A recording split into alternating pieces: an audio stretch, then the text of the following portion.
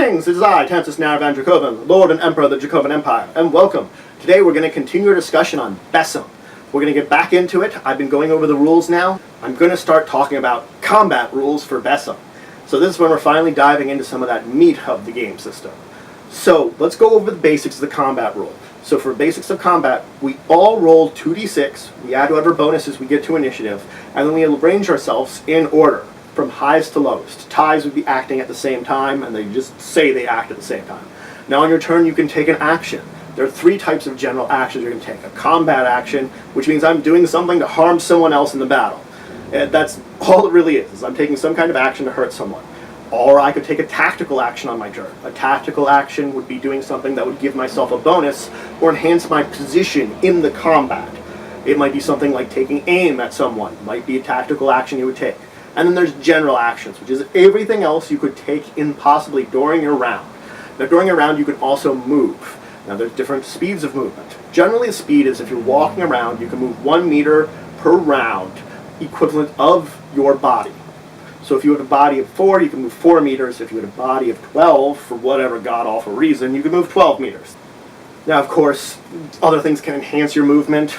You can also move at different speeds. You can also jog, which you do 1.5 times your body, run for 2 times, or sprint for 3 times your body. And these also tell you how long you can do these things and in what kind of circumstances would affect you in the world when you're doing them. If I'm running, I could do less accurate actions than if I'm doing them, just a walk around.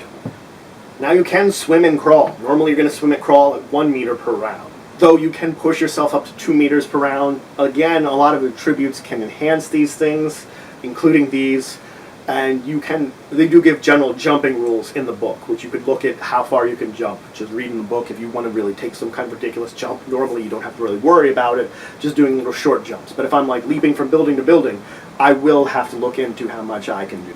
Now the kind of attack actions you can make are melee type attacks, range type attacks, or thrown type attacks.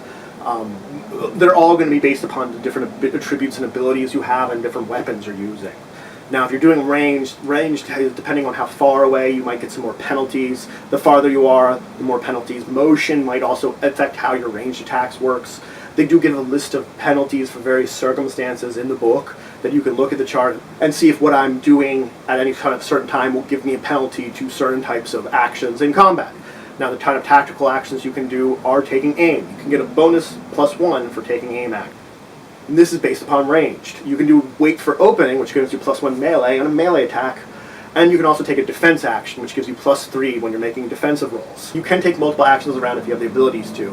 You can also take multiple defenses in a round if you have regardless if you have the ability to or not. But for every defense you take beyond the first, you get -1 dice. So the more defenses I take, the more penalty I get. Now, general actions you're going to take are going to be considered an automatic success. It mentions a few in the book, but it also might be a stat or a skill check might be needed for certain general actions you want to do. And there are non-existent free actions.